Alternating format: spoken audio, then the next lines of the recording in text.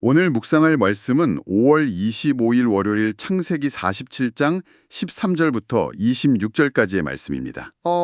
만약 극심한 국가적 재난 상황에서 정부가 백성들의 모든 재산과 가축, 심지어 대대로 물려받은 토지까지 전부 국가 소유로 몰수해버렸다고 한번 가정해 보십시오. 하루아침에 소장농이 되어버린 거네요. 그렇죠. 아마 대부분의 사람들은 그 지도자를 향해서 참 피도 눈물도 없는 폭군이라고 맹렬히 비난할 겁니다. 네, 당연히 그렇겠죠. 오늘 본문의 표면적인 흐름만 이렇게 쓱 따라가다 보면 그 요셉이 바로 그런 잔인한 독재자처럼 보일 수 있습니다. 그렇게 오해할 여지가 충분히 있죠. 맞습니다. 하지만 오늘 본문은요, 백성들의 모든 것을 거두어들이는 이 혹독해 보이는 과정이 사실은 어떻게 죽어가는 이집트 백성들의 생명을 살려내는 영적 외과 수술이 되는지를 보여줍니다. 영적 외과 수술이요. 참 와닿는 표현입니다. 네.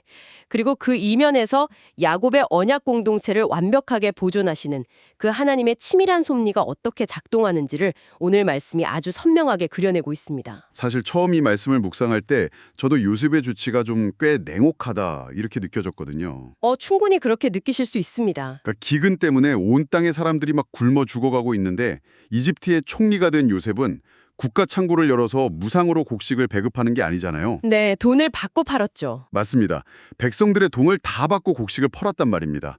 애굽과 가나안 땅의 돈이 완전히 마를 때까지요. 그렇죠. 그래서 이 아침에 말씀을 들으시는 성도님들 중에도 왜 하나님을 믿는 요셉이 이렇게까지 철저하게 계산적으로 행동했을까?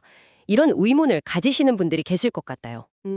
자연스러운 의문입니다. 네, 본문 13절을 보면 기근이 너무 심해서 두 땅, 그러니까 애굽과 가나안이 황폐해졌다고 기록하고 있지 않습니까? 그 부분을 우리가 좀 주의 깊게 봐야 하는데요. 이 황폐해졌다는 단어의 무게를 먼저 짚고 넘어가야 그 요셉의 행동을 제대로 이해할 수 있습니다. 원어적인 의미가 또 있군요. 네, 여기서 사용된 히브리어 원어 라하라는 단어는 단순히 그냥 땅이 좀 메말랐다 이런 뜻이 아닙니다. 그럼 어떤 뜻인가요? 굶주림으로 야위다 혹은 기절하다라는 뜻을 깊이 품고 있습니다. 기절하다. 그야말로 끔찍한 절망의 상태였네요. 맞습니다. 온 땅의 백성들이 극단적인 굶주림에 지쳐서 쓰러져가는 그런 아주 참혹한 상태였던 겁니다.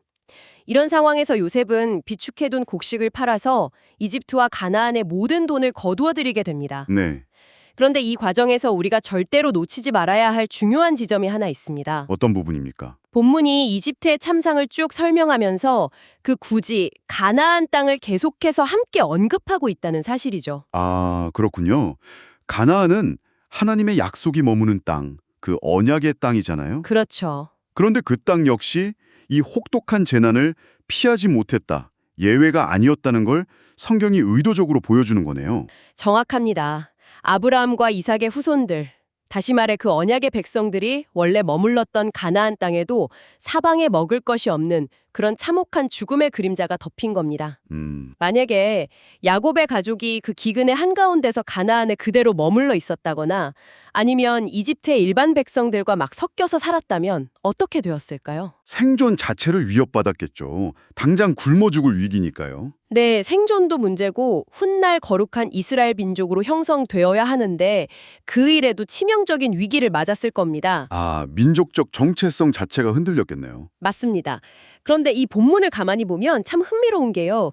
이집트와 가나안 백성들이 돈이 다 떨어져서 막 절규하는 이 절박한 상황 내내 고센 땅에 머무는 야곱 공동체에 대해서는 일절 언급이 없습니다. 정말 그러네요. 성경이 침묵하고 있네요. 네, 철저하게 침묵하고 있습니다. 참, 그 침묵이 오히려 우리에게 더 큰 메시지를 던져주는 것 같습니다. 어떤 면에서 그렇게 보십니까? 이집트와 가나안 사람들은 지금 살기 위해서 막 발버둥 치면서 돈이고 뭐고 모든 것을 다 잃어가고 있잖아요. 그렇죠. 처절하죠. 그런데 고센 땅의 이스라엘 백성들은 보이지 않는 하나님의 완벽한 보호와 공급 아래에서 아주 안전하게 보존되고 있다는 그런 대조적인 현실을 보여주는 거니까요. 훌륭한 통찰이십니다. 오늘 이 방송을 들으시는 성도님들 중에도 삶의 그 혹독한 기근 한가운데서 하나님은 도대체 왜 침묵하실까? 이렇게 고통스러워하시는 분들이 분명 계실 텐데요. 네, 많으실 겁니다. 그 하나님의 침묵이 우리를 방관하시는 게 아니라 가장 완벽하게 우리를 덮고 계시는 보호의 장막일 수 있다. 이런 사실이 참 큰 위로가 되네요. 정말 귀한 묵상입니다. 그 기근이라는 끔찍한 재난 속에서도 하나님의 섭리는 언약 백성을 살리기 위해서 보이지 않는 곳에서 정말 한치의 오차도 없이 일하고 계시는 거니까요. 아멘입니다.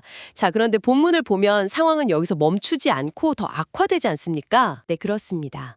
애굽과 가나안의 돈이 완전히 다 소진되어 버리죠. 그래서 백성들은 양식을 구하려고 15절에 보면 요셉에게 다시 몰려옵니다. 돈이 떨어졌다고 하면서요? 맞습니다.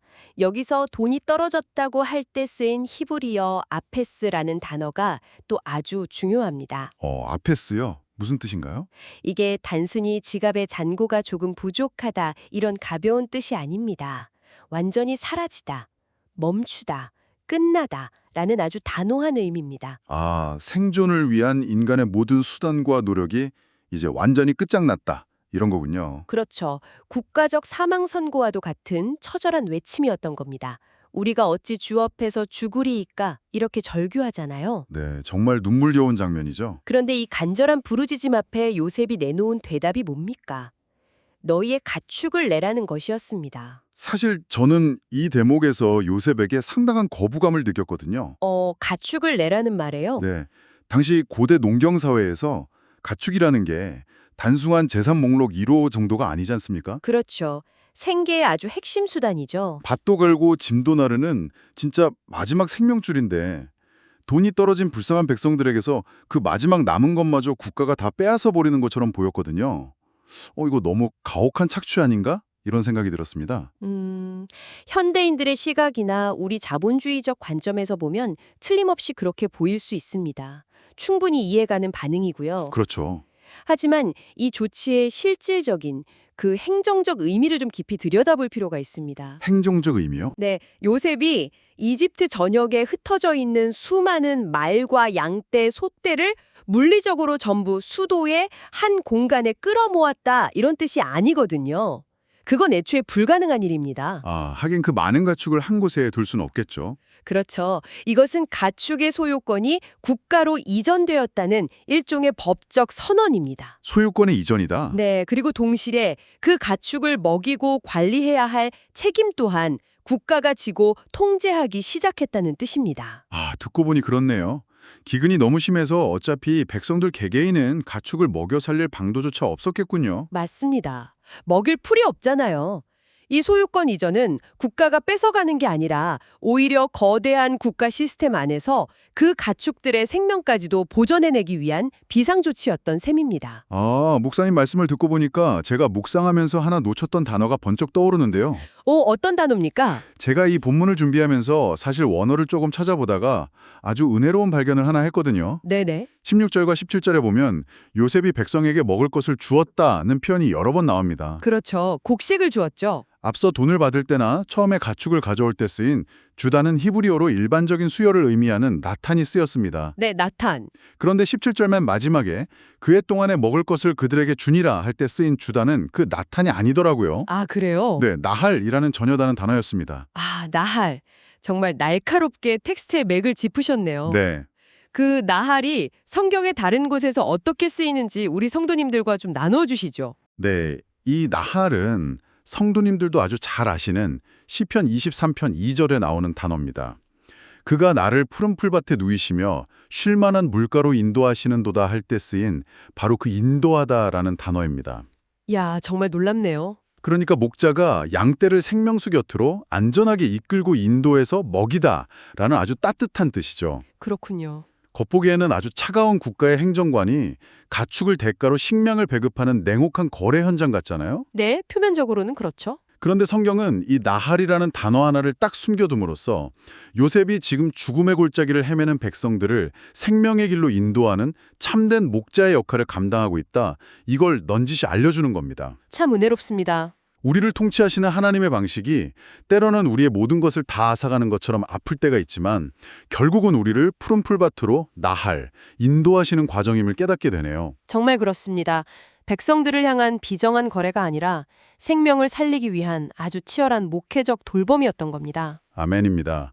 하지만 이 재난은 거기서 멈추지를 않습니다. 또 악화되나요? 네, 18절을 보면 그 해가 다 가고 새해가 되매 이렇게 상황이 이어집니다. 여기서 다가다라는 단어 역시 앞서 돈이 다 떨어졌을 때 쓰였던 단어인 탐함이 또 사용되었습니다. 아, 백성들이 버틸 수 있는 시간조차 이제 완전히 소진되었다는 뜻이군요. 맞습니다. 이제 진짜 한계에 다다른 백성들은 다시 요셉에게 찾아옵니다. 그리고 자신들에게 남은 것은 오직 우리의 몸과 토지뿐이라고 하소연을 하죠. 저는 사실 28절부터 이어지는 백성들의 고백이 묵상하는 내내 너무나 뼈아프게 다가왔습니다. 어떤 부분에서 그렇게 느끼셨습니까? 그들이 극항의 굶주림 속에서 자신들의 몸을 가리켜서 게비야라고 부르지 않습니까? 이 단어의 뜻이 정말 충격적이더라고요. 아, 그 단어를 보셨군요. 네. 게비아는 원래 살아 숨쉬는 사람의 육체를 뜻하는 일반적인 단어가 아니죠. 네, 아닙니다. 시신 혹은 시체를 뜻하는 단어입니다. 이집트 백성들은 지금 거울에 비친 피골이 상접한 자신들의 모습을 보면서 스스로를 걸어다니는 송장으로 이미 인식하고 있었던 겁니다. 어휴, 19절에서 그들이 어찌 우리의 토지와 함께 주의 목전에 죽으리이까라고 부르짖잖아요. 네. 이게 단순한 두려움이 아니라 이미 죽음이 자신들을 완전히 삼켜버렸다는 처절한 자각인 겁니다. 그렇군요. 게다가 여기서 토지로 번역된 아다마 역시 단순한 부동산, 그런 땅이 아니잖아요. 네, 아닙니다. 인간이 창조된 근원인 흙을 의미하는 단어 아닙니까? 맞습니다. 창세기에 나오는 바로 그 흙이죠. 그러니까 백성들은 지금 생명을 잉태해야 할 흙마저도 완전히 죽어버렸고 자신들도 이미 시체가 되었으니 차라리 우리를 바로의 종으로 삼고 이 땅을 가져가 대신 종자를 좀 달라 이렇게 간청하고 있는 겁니다. 처절하네요. 굶어 죽어가는 시체, 즉 계비아들이 메마른 흙, 아다마 위에서 생명을 잉태해야 할 종자를 구하고 있는 이 대조적인 그림이 참으로 마음을 무겁게 올립니다. 생명을 잃어버린 자들의 그 간절함이 고스란히 전해져서요. 네, 정말 가슴 아픈 장면입니다. 그래서 결국 이 간청에 따라 요셉은 이집트의 모든 토지를 사서 바로에게 바치죠. 네, 그리고 백성들을 성읍들에 옮기는 이주 정책을 실시합니다. 제사장들의 토지만 예외로 둔 채 국가는 완전히 왕권 중심의 토지 국유화 체제로 전환이 됩니다. 여기서 제가 목사님께 또 한 번 딴지를 걸 수밖에 없겠는데요. 네, 말씀하시죠. 아무리 그래도 결국 요셉은 그 굶주린 백성들의 절박함을 이용해서 그들의 마지막 자존심인 땅까지 다 빼앗고 그들을 파라오의 영구적인 노예로 전락시켜버린 것 아닙니까? 겉으로 보면 충분히 그렇게 생각하실 수 있습니다. 이것을 도대체 어떻게 하나님의 생명구원 사역이라고 토장할 수 있는지 아마 이 말씀을 듣는 성도님들 중에도 고개를 갸우뚱하실 분들이 분명히 계실 겁니다. 아주 중요하고 예리한 질문입니다. 그 의문을 풀어내기 위해서는 우리가 당시 고대 근동 사회의 참혹한 현실을 조금 들여다보아야 합니다. 고대 사회의 현실이요? 네, 성도님들께서도 역사 기록 같은 걸 통해 접해 보셨을 수 있지만요. 고대 사회에서 흉년이 들면 힘없는 일반 농민들은 당장 먹고 살기 위해서 거대 지주나 귀족들에게 고리대금으로 빚을 졌습니다. 아, 고금리로 돈이나 곡식을 빌리는 거군요. 그렇죠. 그런데 흉년이 계속되면 그 빚을 어떻게 갚겠습니까? 못 갚죠. 당장 먹을 것도 없는데. 빚을 갚지 못하면 어떻게 되느냐? 자신은 물론이고 아내와 어린 자식들까지 짐승처럼 팔려가게 됩니다. 영구적인 노예가 되거나 죽을 때까지 채찍질을 당하면서 극단적인 척추를 견뎌야 했습니다. 참 비참하네요. 심지어 훗날 하나님이 이스라엘 백성에게 주신 율법에서도요. 동족이 부채 때문에 종이 되었을 때 반드시 6년만 일하게 하고 풀어주라는 보호법을 제정하셨을 만큼 이 고대 사회의 빈노예 제도라는 건 그야말로 생지옥이었습니다. 아, 그러니까 요셉이 지금 토지를 국유화하고 백성들을 파라오의 소작농으로 만든 것이 권력자의 배를 불리려고 한 게 아니라는 말씀이군요. 네, 아닙니다. 오히려 귀족과 지주들의 그 가혹한 사적 착취, 그 생지옥 같은 고리대금의 늪으로부터 백성들을 아예 구출해낸 조치였군요. 정확하게 보셨습니다. 요셉의 궁극적인 목적은 애굽 제국의 권력을 강화하는 게 아니라 백성들의 생명 보존 그 자체였습니다. 생명 보존. 네. 그는 백성들을 가혹한 사설 노예 시장으로 내몰리게 강치한 것이 아니라 국가라는 거대한 울타리 안에서 장기적이고 안정적으로 생계를 유지할 수 있도록 새로운 보호 체제를 구축해 준 겁니다. 저는 목사님 말씀을 들으면서 아까 처음에 언급하셨던 외과 수술이라는 단어가 다시 떠올랐습니다. 아, 그렇습니까? 환자의 팔다리가 막 썩어 들어가서 온몸의 생명까지 위협할 때 의사는 그 팔다리를 잘라내는 고통스러운 결단을 내리지 않습니까? 그렇죠.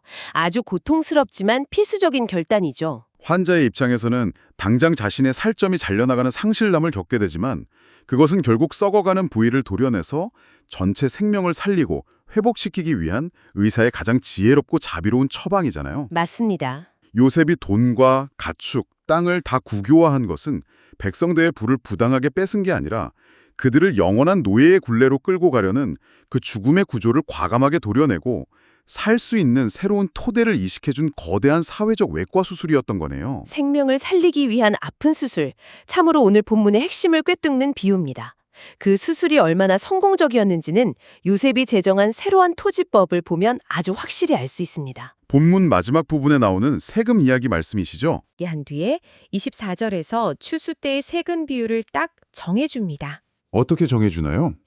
수확의 5분의 1, 즉 20%는 바로에게 상납하고 5분의 4, 즉 80%는 백성들이 가져서 가족과 어린아이의 양식으로 삼으라는 것이었습니다.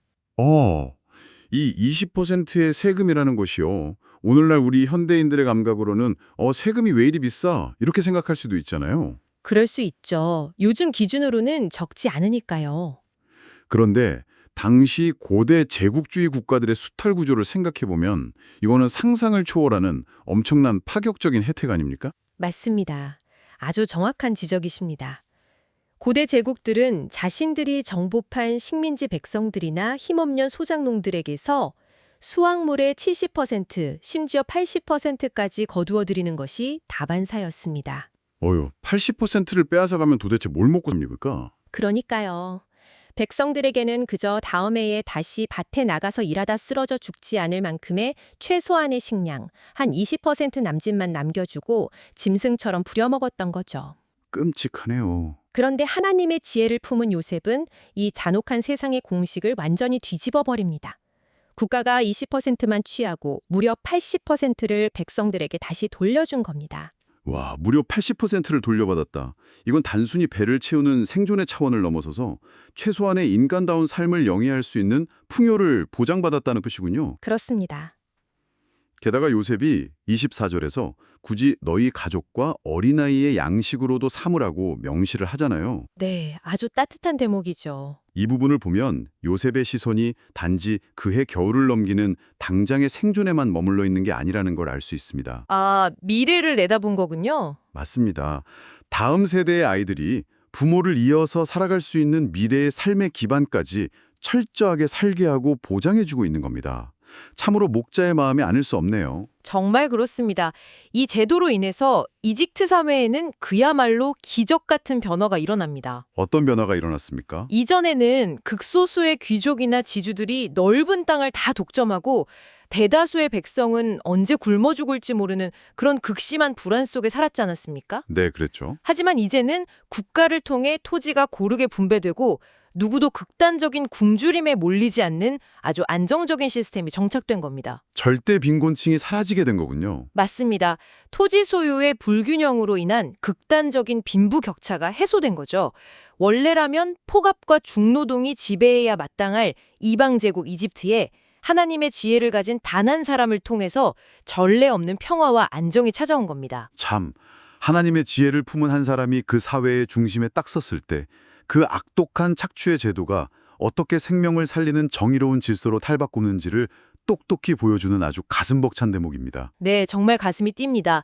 이 관대한 은혜를 직접 경험한 애국 백성들의 반응이 25절에 나오잖아요. 저는 이 고백이 참으로 깊은 여운을 남깁니다. 어떻게 고백합니까? 주께서 우리를 살리셨사오니 우리가 주께 은혜를 입고 바로의 종이 되겠나이다. 이렇게 고백하거든요. 아, 그렇습니다. 극심한 기근을 겪기 전 제국의 일반적인 사회 구조는 그야말로 철저한 역삼각형의 분배 구조였습니다. 역삼각형이요? 네. 소수의 기득권층이 부와 식량의 80%를 다 독점하고 피라미드맨 아래에 있는 절대 다수의 백성들이 그 소수의 호화로운 삶을 떠받치기 위해서 일방적인 희생을 감수해야 하는 아주 비인간적인 사회였죠. 그렇군요. 하지만 요셉의 정책을 통해 이 악한 역삼각형의 분배 구조가 완전히 무너져 내린 겁니다.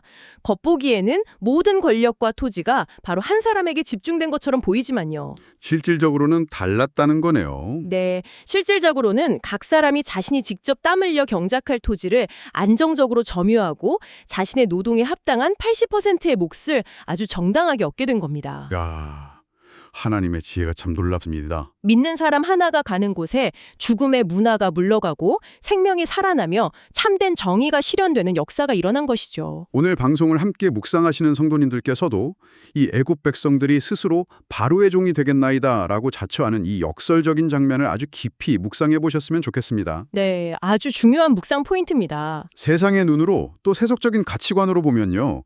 그들은 사유재산을 잃고 경제적 독립을 빼앗긴 뭔가 자발적인 노예가 된 것처럼 보일 수 있거든요. 세상 사람들은 그렇게 평가하겠죠. 하지만 그들은 스스로를 주인이라 착각하면서 결국에는 기근에 굶어 죽어야 하는 그 거짓된 자립의 길을 버린 겁니다. 아, 거짓된 자립. 네. 대신 하나님의 지혜와 정의로 세워진 그 거룩한 통치 질서 안으로 기꺼이 들어가서 참 생명을 얻는 길을 택한 거죠. 저는 이것이 오늘날 우리 신앙생활의 핵심을 찌르는 아주 놀라운 영적 원리라고 확신합니다. 아주 예리하고 중요한 지적이십니다. 사실 세상 사람들은 우리가 하나님의 통치에 순복하고 그분의 섭리 아래로 들어가는 것을 두고 무슨 종교적 구속이나 억압이라고 조롱하기도 하지 않습니까? 네, 자유를 잃는다고 생각하죠. 그러나 우리가 그리스도의 참된 목자적 통치, 그 십자가의 은혜 아래로 기꺼이 들어가서 스스로 그리스도의 종이 되기를 자처할 때 우리는 비로소 죄와 사망의 기근으로부터 해방되는 겁니다. 아멘, 아멘입니다. 진정한 생명의 떡을 얻고 세상이 도무지 줄 수 없는 참된 자유를 누리게 되는 것이죠. 정말 그렇습니다. 더 나아가서요. 이 말씀은 오늘날 우리가 살아가는 이 차가운 세상 속에서 우리 성도님들이 과연 어떤 삶을 살아야 하는지에 대한 막중한 사명감을 심어주는 것 같습니다. 네, 삶의 적용이 반드시 필요하죠. 치열한 생존 경쟁과 불공정이 막 난무하는 가정, 직장, 그리고 사회 한가운데서 우리는 요셉처럼 서 있어야 합니다. 맞습니다. 단순히 나 한 사람의 이익을 극대화하고 내 창고만 배불리 채우는 그런 세속적인 방식이 아니고요.